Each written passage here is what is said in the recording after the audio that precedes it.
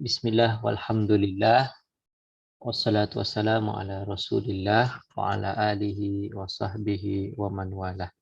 Qala rabbi shrah li sadri wa yassir li amri wahlul 'uqdatam min lisani yafqahu qawli. Tsumma amma ba'd. Alhamdulillah, kita syukur kepada Allah Subhanahu wa taala kerana limpah kurnianya pada pagi ini, hari ini dapat kita kumpul lagi pada hari ini.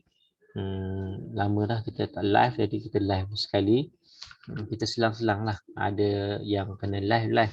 Walaupun kalau ikut komennya ramai yang suka link daripada YouTube lah. InsyaAllah saya akan upload jugalah yang ni dalam YouTube. Jadi insyaAllah pada hari ini kita akan masuk tajuk baru, iaitu tentang solat. Kalau ada permasalahan tentang najis ke, wuduk ke, jadi boleh tanyalah. Tadi sebelum daripada kelas ada seorang sahabat kita, dia tanya tentang wuduk. Kata wuduk wanita dalam keadaan haid. Mungkin ramai dah yang pernah tahulah hukum dia dah. Jadi wuduk wanita dalam haid ada dua pandangan. Satu kata boleh, satu kata tak boleh. Jadi kita pegang pandangan yang kata boleh. Tapi dengan syarat jangan niat untuk mengangkat hadas. Masa ambil wuduk tu kita niat saja aku berwuduk kerana Allah Ta'ala cukup. Yang kata mengangkat hadas. Sebab wuduk kita tu tak boleh nak mengangkat hadas. Ni biasa lah. Jadi selesailah masalah. Sebab yang kata tak boleh tu sebab dia tak terangkat hadas lah. Jadi kita ada berapa niat kan ketika berwuduk. Di nawaitul wudu'a lillahi ta'ala. Bukannya raf'al hadasi. Okey. Jadi kita masuklah tajuk kita, iaitu tentang saya masuk slide sikit. Masuk tentang solat. Ambil sini. Okey. InsyaAllah hari ini kita masuk tajuk solat. Ini tajuk yang terbesar lah. Hampir keseluruhan bab kita hari ini akan masuk tentang solat. Jadi tak pelik lah sebab kita kata solat tu antara ibadah yang paling penting dan juga solat tu yang jadi kita rasa penunggul, yang tunggul kepada ibadah-ibadah yang lain. Hatta para ulama pun dia kata dalam solat ni ada semua dah rukun-rukun Islam. Dalam solat ada dua kalimah syahadah. Asyhadu an la ilaha illallah, asyhadu anna Muhammadar Rasulullah dalam tahiyat dah. Dalam solat tu dia ada zakat, ada haji, ada puasa. Kat mana puasa? Puasa tu duduk dalam kita tahan lapar, tahan dahaga, tahan perkara yang membatalkan solat tu dah termasuk dalam puasa. Ada haji. Haji ni kita ni menghadap ke arah kiblat, ke arah Kaabah. Kaabah pun perbuatan yang sama kan. Kemudian ada juga ada pula zakat. Siapa kat sini dia boleh beritahu. Nak cakap sikit ke? Kat mana zakat dalam solat? Ni special ni, Syekh Mutawalli Sya'rawi dalam kitab dia sebut. Zakat dalam solat. Ada siapa-siapa nak sebut? Tomak ninah dalam solat tak? Tomak ninah tu dia berhenti sekejap lah. Zakat tu dia ada elemen berhenti macam mana? Kaitkan zakat dengan tomak ninah tu macam mana? Tak tahu tak, saya teka je. Teka, orang lain nak jawab. Apa lagi? Masa Ustaz. Macam mana? Masa. Zakat waktu. Zakat dalam solat adalah zakat waktu. Sebab dalam solat kita semayang 17 rakaat. Kalaulah dalam solat tu kita ambil satu rakaat tu 2 minit. Tak sampai pun, biasa 2 minit lah. Kalau solat berjemaah mungkin lah. Jadi kita ambil 34 minit daripada 24 jam. 24 jam bersamaan dengan berapa minit? Kira-kira 24 jam kali 60. Berapa? Tak jawab. Semua. Adriana. 1440. 1440.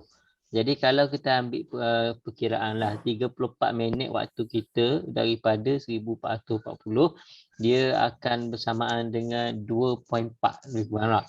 2.4 daripada waktu kita guna untuk solat. Jadi kalau kita guna kalau dalam bab zakat, kita keluarkan zakat harta kita 2.5%. Allah janjikan yang harta kita tu akan berkat, akan bertambah. Jadi dalam solat kita ambil 2.4%, 2.5% tu untuk kita tunaikan solat. Allah solat waktu kita tu akan lebih berkat, akan jadi lebih bertambah.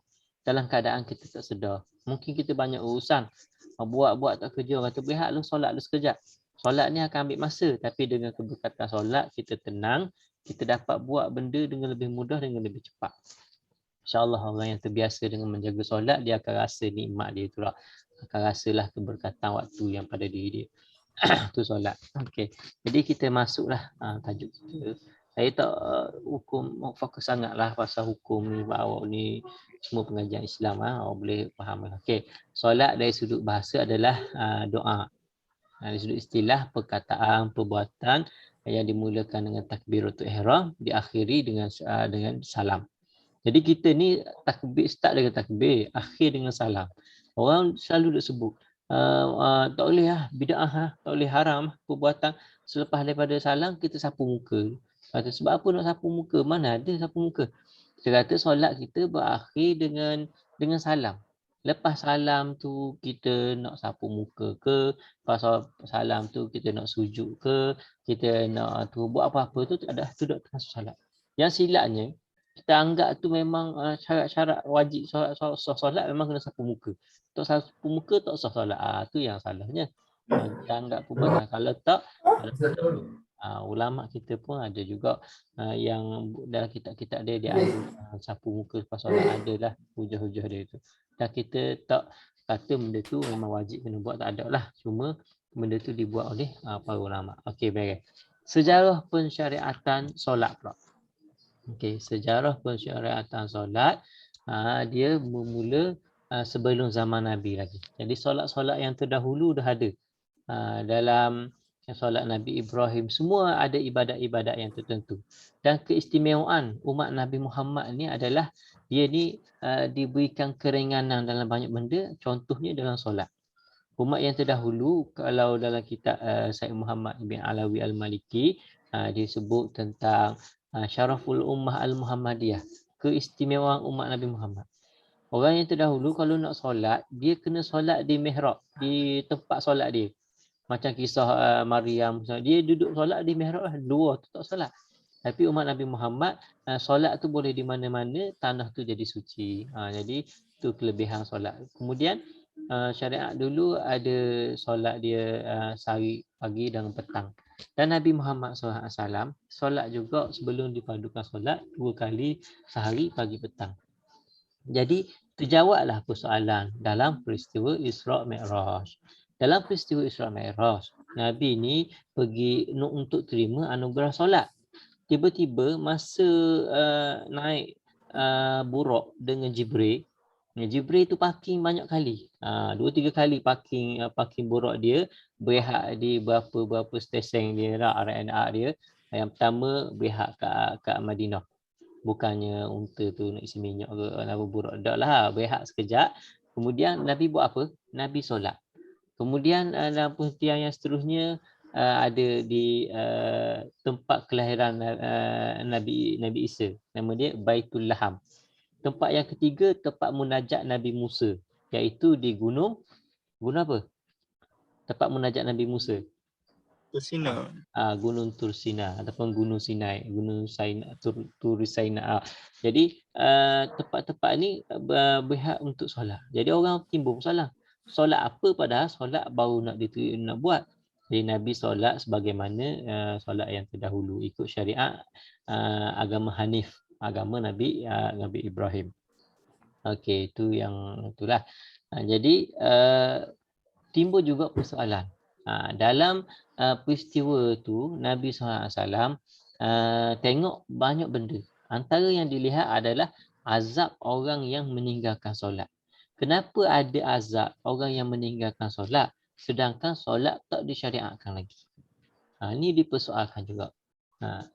Apa dia azab tu? Siapa ingat? Dalam azab orang yang meninggalkan solat dalam peristiwa Isra' Mi'raj. Dia hantuk kepala dia dekat batu tak? Hantuk kepala dekat batu. Lepas tu pecah. Ha. Ya, apa kaitan di antara hantuk kepala dekat batu, lepas tu pecah dengan solat? Dia mesti ada kaitan kan azab-azab yang dia buat tu. Kalau orang puang ni rambut dia terbakar semua ni kalau sebab tu kan. Ada kan. Lepas tu batu dengan solat tu mesti ada kaitan dia. Sebenarnya saya dah buat satu buku. Nama dia Perihal Solat. Saya baru terbit. Buku tu memang ada cerita tentang rahsia-rahsia di sebalik pensyariatan solat. Saya baru terbit buku tu. Hasil daripada tulisan saya dalam majalah Solusi tahun lepas untuk ruangan solat. Okey. Siapa boleh bagi kaitan dia antara pecahkan kepala dengan solat? Tidak setuju. Tak setuju? Mungkinlah hebat kata solat tu adalah ibadah fikriyah, ibadah yang melihatkan minda, mindset. Jadi tak ada alasan yang menyebabkan kita ni boleh meninggalkan solat, melainkan satu alasan je. Kita dah setting awal-awal dalam kepala kita tak mau solat. Orang yang sakit sampai nak mati pun boleh mata je, boleh kedip, kena solat dengan mata. Orang yang tertidur, dia bangun tidur dia wajib solat walaupun bangun pukul 10 tengok-tengok nak kelas nak start kelas dah. Wajib juga solat. Hanya satu je. Dia letak dah dalam mindset dia, aku tak mau solat. Kalau dia tidur, dia bangun pukul 6 pagi pun orang bawa azan. Kalau dia tak mau solat, memang dia tak akan solat. Jadi sabarlah dengan alasan yang dia buat tu. Dia hantukkan kepala, dia pecahkan kepala dia, lepas tu ada balik kepala, itulah yang dia buat. Tu kenalah lah. Kemudian disebutkan juga oleh ulama antara sebab apa ditunjukkan dulu azab sebelum terima satu syariat, supaya seseorang tu akan jadi lebih bersemangat, lebih bersungguh untuk kerjakan ibadat. Dia ibarat seorang yang tengok cerita dalam TV. Cerita Avenger ke, cerita apa-apa tak, cerita baru-baru dalam TV ke, cerita tu tak dalam pawagam tak keluar lagi. Tapi dia keluar apa dulu? Dia keluar dia punya teaser lah. Dia punya awal-awal. Dalam teaser tu memang sedap lah. Orang tengok aksi-aksi dia, kita tengok suka. Jadi bila ada teaser awal tu menyebabkan kita jadi teruja nak tengok. Gitulah juga solat. Bila ada dah teaser tu, ni ibadat-ibadat ni penting, ibadat-ibadat ni hukuman dia besar. Jadi Nabi dan juga umat dia akan jadi bersungguhlah untuk menunaikan solat tu. Kemudian barulah Nabi SAW sampai ke Baitul Maqdis, kemudian Mi'raj. Mi'raj tak naik dah Buraq. Buraq di parking kat masjid dah kan. Jadi naik pun seperti Mi'raj. Mi'raj ni tangga. Jadi naik macam naik tangga. Jangan pula orang silap naik dengan Buraq tu sampai ke langit tu dah. Jadi ada hikmah jugalah. Ada hikmah yang disebut sebab apa Nabi SAW memula naik Buraq dulu. Tak naik macam Mi'raj, naik ke langit tu. Kenapa ada parking juga di tempat-tempat yang tertentu? Supaya hikmah dia supaya orang-orang yang beriman, orang-orang yang tak percaya dengan peristiwa Mi'raj, orang yang tak percaya dengan peristiwa Mi'raj, hukum dia adalah fasik, dosa. Orang yang tak percaya dengan peristiwa Isra, dia hukum dia adalah kafir. Lain tu. Isra tu perjalanan apa? Sebab Isra ada disebut di dalam Al-Quran. Ardiana dengan Nikna Atilah dia tak suara dia tak mute. Dia dengar. Okey. Jadi antara saya tolong ni. Okey. Jadi antara hikmah dia. Hikmah dia supaya semua orang ni taklah jadi berdosa, taklah jadi kafir dengan mudah, sebab ramai juga di kalangan sahabat yang tak boleh nak terima yang Nabi naik ke langit tu. Tapi boleh terima Nabi jalan naik daripada Mekah nak pergi menuju ke Baitul Maqdis. Tu antara hikmah dia lah. Sebab dalam Al-Quran disebut dengan jelas Subhanallazi asra, maha suci Allah yang telah memperjalankan hamba-Nya. Bila ada betul-betul dalam Al-Quran, kalau kita tolak, hukum ni kafir. Kemudian peristiwa Mi'raj dia tak disebut dengan jelas dalam Al-Quran. Dia sebut dalam yang disebut adalah Nabi ni naik ke apa ni? Naik duduk berada di ni. Berada di langit. Tak cerita tentang peristiwa. Jadi dia tak lah satu yang qat'i, jadi hukum dia adalah fasik kalau kita tak yakin. Banyak benda lah yang awak boleh faham lah dalam sejarah pensyariatan solat. Kemudian kita nak cerita sejarah pensyariatan solat je kalau boleh hari ni lah. Sebab kita panjang tentang solat ni, sampai akhir nanti kita akan cakap pasal solat je lah. Kemudian Allahumma salli ala Muhammad, Nabi naik ke langit. Dalam setiap langit tu ada nabi-nabi yang sedang menunggu. Apa pula rahsia di sebalik nabi-nabi yang sedang menunggu tu? Jadi ulama kata tu tanda satu perhargaan kepada Nabi SAW, sebab Nabi ni sebelum dia pergi, dia dalam keadaan yang sangat sedih. Kematian dua orang hak dia sayang, iaitu Abu Bakar dan juga Khadijah. Ulama kata dua orang ni ibarat pagar dan juga baja. Kalau Nabi tu ibarat Islam yang baru sedang nak naik, ibarat sebuah pokok. Nak membesarkan pokok tu dia kena ada pagar yang kuat, dia kena ada baja. Jadi kalau kau tak, akan dia hancurkan oleh binatang. Jadi pagar yang kawal keselamatan Nabi tu dah tak ada. Lepas tu baja yang nak bagi support emosi, bagi support ekonomi dah tak ada. Jadi mudahlah Islam ni hancur. Jadi Nabi ni diberikan berita gembira, diberikan hadiah satu perjalanan. Jadi berita gembira tu juga sebagai orang atas dunia ni tak terima Islam. Jadi Nabi sedih. Bila di setiap peringkat langit, Nabi-Nabi sambut di muka pintu, kata selamat datang hamba Allah yang terpuji. Semua puji di tiap langit. Jadi Nabi pun rasa semangat balik. Oh, rupanya penduduk-penduduk langit terima aku. Bergembira dengan kedatangan aku walaupun penduduk bumi tak menerima. Jadi support emosi, support itu sangat penting dalam kehidupan. Ada orang dia rasa down dah dalam kehidupan dia, pandemik, tak ada orang sayang dia apa ke. Jadi dia kena yakinlah dengan apa yang itu yang Allah Taala sentiasa ada. Orang kata para malaikat akan sentiasa mendoakan dia kalau dia ni berada di jalan kebenaran. Okey, siapa dia nabi-nabi yang berada di setiap peringkat langit? Siapa boleh ingat? Mesti ramai ada ingat lah. Kalau saya tanya, siapa dia nabi yang ulul azmi? Nabi ulul azmi ada berapa orang? Ikut peringkat yang paling kuat. Cuba sebut. Azfar. Yang pertama? Nabi Musa AS. Yang paling kuat diuji. Yang paling kuat. Nabi Nuh AS. Bukan. Ada orang lain nak tolong. Kalau Nabi nak mudah, Ibrahim. Tak. Yang paling kuat diuji. Nabi Muhammad lah. Macam mana ni? Yang pertama Nabi Muhammad. Lepas tu?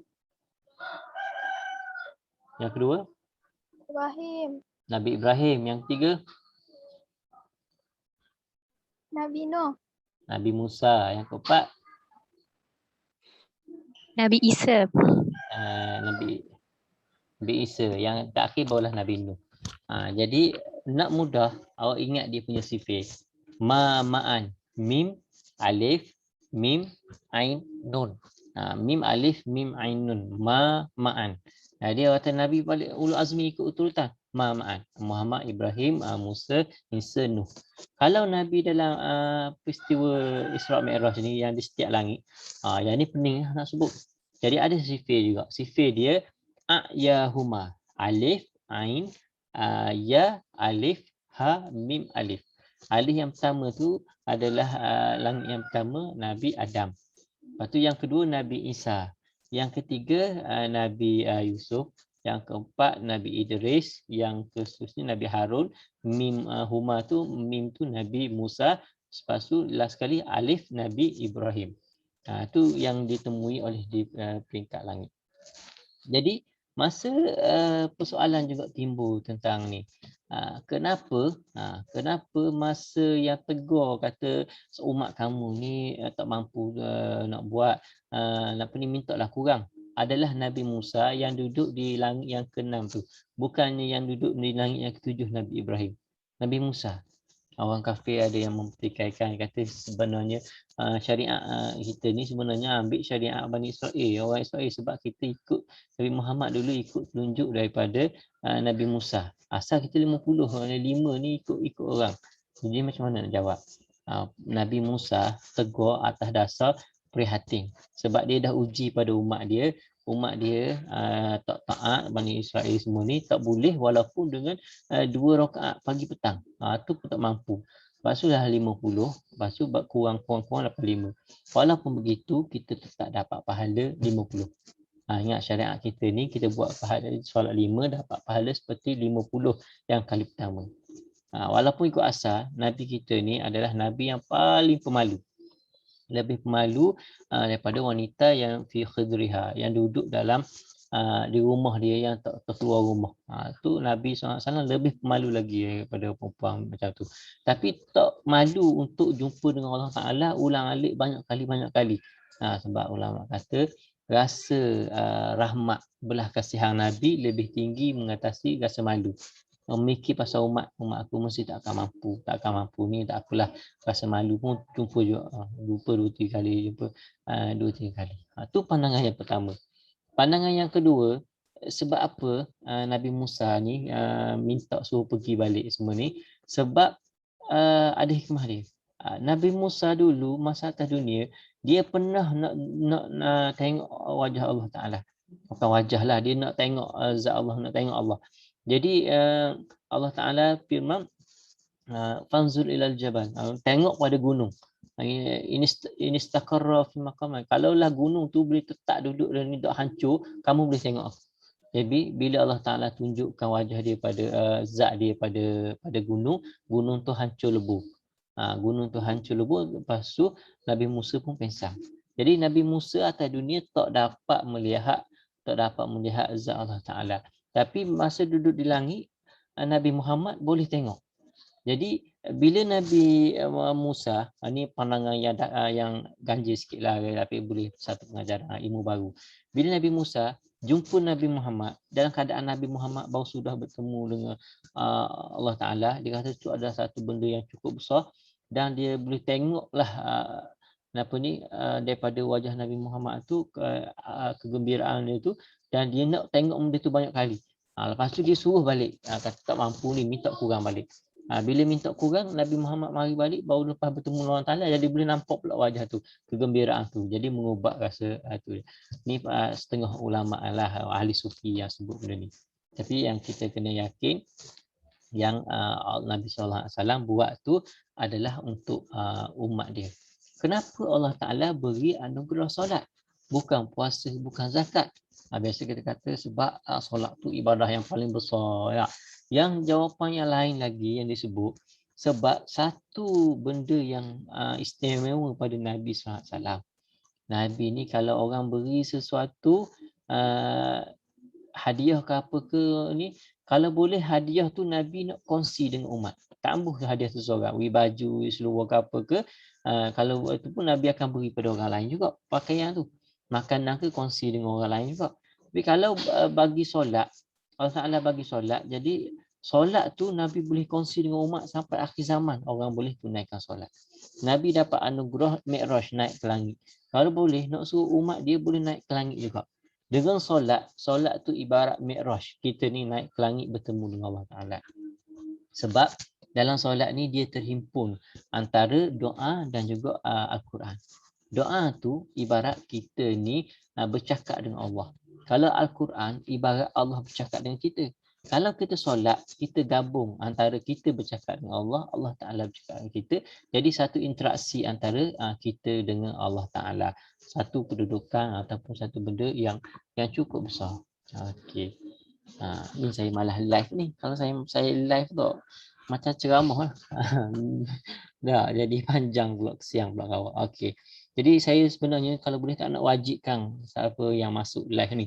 Maksudnya saya akan bagi balik rekod lepas ni. Jadi siapa yang ada masalah internet ke, tak apalah, saya tak wajibkan dia masuk ni. Jadi kita bagi rekod sebenarnya, dia boleh tengok balik. Okey. Jadi solat yang diwajibkan biasalah subuh, zuhur, asar, maghrib, isyak. Kita dalam mazhab Syafi'i ni je lah. Tapi dalam mazhab lain dia ada solat fardu dengan solat wajib. Solat wajib macam solat witir. Tapi kita solat wajib dengan fardu benda yang sama. Witir adalah sunat yang sangat-sangat digalakkan. Bagi mazhab Hanafi, kalau saya dulu belajar di Mesir, kawan-kawan yang mazhab Hanafi, kita tahulah kita duduk dengan orang Pakistan apa ke, sebelum dia tidur, selepas dia sembahyang zuhur, sembahyang isyak, dia akan sembahyang dulu 3 rakaat. Sembahyang tu sembahyang witir sebab tu adalah wajib. Apa beza wajib dengan fardu? Wajib dengan fardu kalau tinggal memang sama-sama berdosa, tapi level dia tu lain dah. Macam dalam solat jugalah, dalam perbuatan solat ada yang wajib, ada yang fardu. Contohnya tomak ninah. Kalau kita solat dengan orang, kebanyakan orang India ke, orang Nigeria ke, dia bukan mazhab Syafi'i. Dia solat punyalah laju. Kita sah tak solat dia. Mazhab Syafi'i tak sah sebab tomak ninah merupakan sebahagian daripada fardu tak. Jadi rokok dengan tomak ninah, dia tak. Rokok lain. Kalau tomak ninah tu bukan perkara wajib, bukan perkara fardu, dia hanyalah perkara wajib. Jadi perkara wajib ni kalau ditinggalkan dia berdosa, tapi dia tidak membatalkan solat. Jadi dia sembahyang laju semuanya, dia tak batal solat dia. Cuma benda tu memang berdosa lah dia buat. Jadi tak pelik kalau kita duduk sembahyang sebelah orang Nigeria ke, tangan dia tu macam-macam, dia gerak macam budak kecil, tangan dia gerak. Kita pun rasa tak khusyuk sembahyang. Tapi benda tu tak apa. Jadi kita kena, bila kita tahu tentang mazhab-mazhab ni, bukan nak suruh kita bermudah dalam ibadat. Cuma kita bersangka baik kalau orang buat benda yang tak kena dengan cara yang kita buat. Okey, jadi ni belajar apa dakwah ni pentinglah tak. Subjek dakwah, subjek pengajian Islam ni awak akan jumpa macam-macam dengan persoalan masyarakat. Jadi cara awak nak jawab soalan-soalan tu kena faham juga fiqh mazhab lain supaya kita ni lebih terbuka, taklah selalu keras sangat dalam berdakwah. Okey.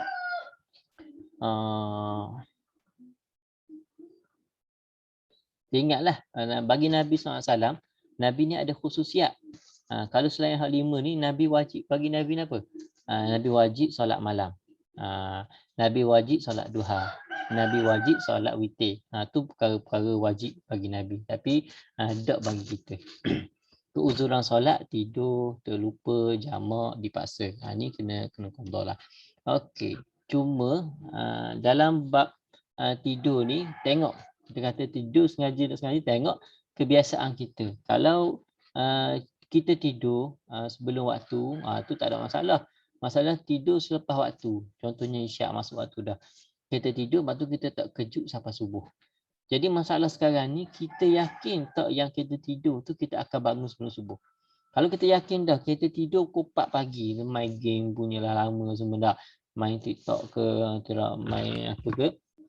Jadi kita yakin tak akan bangun, kita tidur juga. Jadi itu kira berdosa. Okey. Jadi terlupa macam biasalah. Kata lupa ni satu nikmat. Lupa ni adalah contoh dia terlupa bagi apa ni? Bagi derma masjid ke, tapi sebelum kita pergi tu kita bawa dah duit RM1 ke apa ke, kita dapat pahala dah. Dia ada yang kata lupa ni dalam hakikat kebiasaan manusia sebab daripada perkataan insan tu lupa. Kalau ikut bahasa Arab dalam kitab kamu Arab, perkataan insan asal dia perkataan nisyan, dia ada 10 minit dah. Tak apa lain kali kita boleh sambung balik. Saya tambahlah macam tu sangat, macam kita kena sibuk nak habiskan silibus dah, tak payahlah. Sebab kita bukannya ada exam pun. Jadi kita dapat manfaat daripada ilmu kita tu dah cukup lah bagi saya.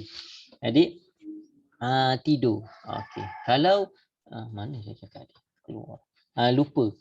Kalau lupa ada 3. Yang pertama perkataan nisyan tu, nasa tu boleh juga membawa perkataan jinak. Boleh juga membawa maksud perkataan nampak. Dalam peristiwa Nabi Musa nak bertemu dengan Allah Ta'ala, berjalan kembara tu, dalam perjalanan dia kata inni anastu naro. Sesungguhnya aku ni nampak api. Nasa tu macam insan juga. Jadi sifat manusia adalah suka menampakkan diri. Sebab tu boleh ada istilah viral, boleh ada istilah nak joget-joget TikTok ke apa ke. Sebab dia nak suka menunjukkan diri, tu hakikat biasa manusia. Jadi hakikat yang tak suka menunjukkan diri siapa? Hakikat jin. Jin tu dia tidak menampakkan diri. Semua benda dalam bahasa Arab yang unsurnya berkataan daripada jin dengan nun, semuanya adalah sifat dia tidak menunjukkan diri. Contohnya jin tak nampak. Kalaulah jin tu nampak, mesti mereka lah orang yang paling suka duduk dalam YouTube dan semua. Itulah orang paling ramai lah, paling suka menampakkan diri. Tapi dia tak suka, dia tidak suka menunjukkan diri. Yang kedua janin. Janin dalam perut tak nampak. Yang ketiga junun. Junun ni gila. Benda dalam otak seseorang ni yang tak tersingkap. Dia ada rosak di sudut otak dia yang tak nampak, jadi dia jadi gila. Ataupun Allah SWT, jannah. Jannah ni maksudnya gelap. Bukan jannah ni. Jannah. Jannah ni maksudnya gelap. Jadi gelap ni pun kita tak nampak. Ataupun jannah, syurga kita tak nampak. Ataupun jannah ni ada dua maksud. Satu lah maksudnya kebun. Bustan, kebun kan, orang belajar bahasa Arab. Jannah, apa beza antara bustan dengan jannah? Bustan ni kebun yang kecil. Kalau jannah ni kebun yang mana tebal. Kalau kita tengok daripada atas, kita tak nampak benda yang di bawah. Kalau kita tengok daripada tepi, dia banyak tebal, lebat sangat kebun dia tu, kita tak nampak apa yang di dalam. Itu jannah. Semua benda yang berasal kata jannah ni dia bersifat yang menutupi. Yang seterusnya, okey tak apalah. Yang saya sebut tadi, jinak. Kalau keldai. Keldai ni dalam hadis disebut himar insiyah. Keldai jinak. Haram dimakan. Tapi kedai yang tak jinak, kedai liar halal dimakan. Siapa tahu? Kedai liar tu siapa? Apa benda yang kedai liar? Pernah jumpa tak? Pernah tengok tak? Kedai liar adalah siapa? Boleh jawab? Biasa kita tak sebut kedai liar, tapi kita sebut dengan kuda. Nak jawab siapa? Dakik, Mumtaz, Asfar. Tak tahu kita Ustaz. Apa? Tak tahu kita Ustaz. Tak tahu. Zebra, kuda belang. Kita panggil kuda belang, tapi kalau istilah betul kuda belang tu adalah kedai. Jadi boleh dimakan. Sebab kedai liar dia makan makanan yang bersih macam kuda semua lah. Tapi kalau kedai insiah yang jinak ni dia makan sampah, dia makan kotoran. Okey, kemudian jamak yang dipaksa semua ni wajib qada. Kalau dalam solat kita ada yang istilahnya qada, ada yang istilah dia adab, ada yang istilah dia i'adah. Ni kita last yang saya sebut ya. Jadi apa beza antara adab dan qada? Adab ni kita banyak adab alillah taala yang tunaikan dalam waktu. Ada yang kedua dalam keadaan qadaan di luar waktu, dan ada yang ketiga i'adah. Kita dah buat dah tapi mungkin tak sempurna ke apa ke, kita nak buat sekali lagi. Jadi kita i'adah. Ataupun kita dah buat sempurna tapi kita sembahyang seorang, kita nak sembahyang berjemaah. Boleh tak sembahyang 2 kali? Boleh sembahyang jemaah. Dengan syarat untuk kali kedua tu kita tak sembahyang jadi imam. Kita jadi makmum. Nak sembahyang 2 kali tapi sembahyang dah tadi. Tu imam kan, di masjid sembahyang seorang. Lepas tu kali kedua tengok bawa ada makmum. Jadi dia sembahyang sekali lagi jadi imam. Tu tak boleh. Sebab dia dah tunai dah yang wajib tu, dia hanya nak yang sunat. Jadi yang kali kedua tu dia tak wajib dah. Dia kena jadi makmum, suruh orang lain yang akan jadi imam. Jadi benda yang penting yang perlu faham dalam bab qadaan dengan adaan ataupun dengan i'adah. Dalam bab mana yang biasa isu ni timbul? Dalam bab solat apa ni? Solat lewat. Kita sembahyang 1 rakaat, tiba-tiba kita sembahyang kita lewat kan. Kemudian orang azan zuhur. Tiba-tiba orang azan dah. Kita baru angkat takbir. Sah tak solat tu? Sah tak solat tu? Baru angkat takbir zuhur. Tiba orang bang sembahyang asar. Boleh jawab tak? Kita ada 4 minit ni. Sah. Tak sah. Tak sah? Tak sah? Sah. Sah. Sah tak sah ni? Sah Ustaz tapi berdosa tak? Sah tapi Tapi berdosa. tapi berdosa. Berdosa tak berdosa tu tengok sebab lah. Kalau tadi dia tidur, dia tak memang dia tak terkejut, bukan tak berdosa. Jadi antara berdosa dengan berdosa ni tengoklah sebab apa yang dia lewat tu lah. Yang masalah sekarang ni sah tak sah adalah sah. Sah solat dia, cuma dia ni dikira qada ke adab. Kalaulah dia ni solat angkat takbir baru, dia tak sempat rokok, dia tak sempurna satu syarat. Syarat untuk tak sempurna satu rakaat. Kalau dia dah sempurna satu rakaat, dia dikira sebagai adab. Kalau dia tak sempurna satu rakaat, dia dikira sebagai qada. Tu je antara qada dengan adab. Dosa tak dosa tu tengok sebab dia lah. Kalau memang sebab dia kuat ni, dia tak ada masalah. Okey. Saya rasa mungkin tu je lah untuk pertemuan kita pada kali ini. Jadi kita habiskan sikit lagi. Syarat wajib solat. Islam balik, berakal, orang yang jaga, sejahtera anggota, suci daripada haid nifas. Ini syarat wajib solat. Okey. Apa beza syarat wajib dengan syarat sah kalau orang kata? Syarat wajib adalah syarat yang di luar daripada solat, luar daripada perbuatan solat. Kalau syarat sah yang dalam solat, wajib Islam balik. Jadi kalau syarat sah ni kena kena angkat takbir, kena ini, hak tu lain lah, tu duduk dalam solat. Kalau wajib solat ni yang biasa berada di luar daripada solat. Kalau orang kafir, orang kafir dia boleh tak solat. Jadi kata dia tak wajib solat. Kalau dia solat pun tak dapat apa-apa. Orang kafir dia buat ibadah, dia buat kebajikan, dia buat derma ke apa ke, lepas tu dia masuk Islam. Bila dia masuk Islam dalam keadaan dia macam orang kain bersih suci dah. Pahala-pahala atau kebaikan-kebaikan yang dibuat sebelum daripada Islam dikira ke tak? Ada dua pandangan. Dan kita pegang pandangan ni, kebanyakan ulama pegang. Kita orang yang kafir yang masuk Islam, bila dia Islam, kebaikan-kebaikan yang dia buat dari dulu, dia masa dia kafir, dikira balik dalam Islam. Itu rahmat Allah Ta'ala. Memang panjanglah khilaf dia, tapi kebanyakan ulama kita pegang dia terima juga kebaikan dia. Balik sampai umur. Satu lagi tak sebut sini, bulughud dakwah. Sampai dakwah. Kalau orang asli masuk Islam, kalau orang asli bukan masuk Islam lah, orang asli dia tak sampai dakwah. Tengok dia ada kemampuan tak untuk keluar. Ada tak orang cerita daripada Islam, kalau dia ada kemampuan untuk keluar, dia tahu dah di luar ada Islam ni, dia tak dikira sebagai ahli fatrah, dia tak dikira sebagai orang yang tak sampai dakwah. Orang tak sampai dakwah yang duduk orang tak mezong ke mana, dia tak pernah tahu langsung tentang ada orang di luar, tentang agama di luar, dia duduk solat sama-sama diri. Dia tak ada kemampuan untuk tu. Kalau dia orang asli ni, dia keluar kan, dia ada berjual barang-barang dia apa ke, dia ada hubungan dengan luar ni, jadi dia dihukum dengan perbuatan dia meninggalkan solat. Sebab walaupun dia tak Islam kan, tapi dia hukum meninggalkan solat, dia tetap terima. Okey. Okay, mungkin itulah sikit sebanyak perkongsian kita pada hari ini. Minta maaflah segala kekurangan. Nanti boleh jawab kat Google Form. Mungkin dalam Google Form tu banyaklah saya punya soalan-soalan tu berdasarkan slide kita penuh. Tapi slide kita hari ini boleh baca sikit. Tapi awak jawab je lah. Tak ada masalah-salah pun.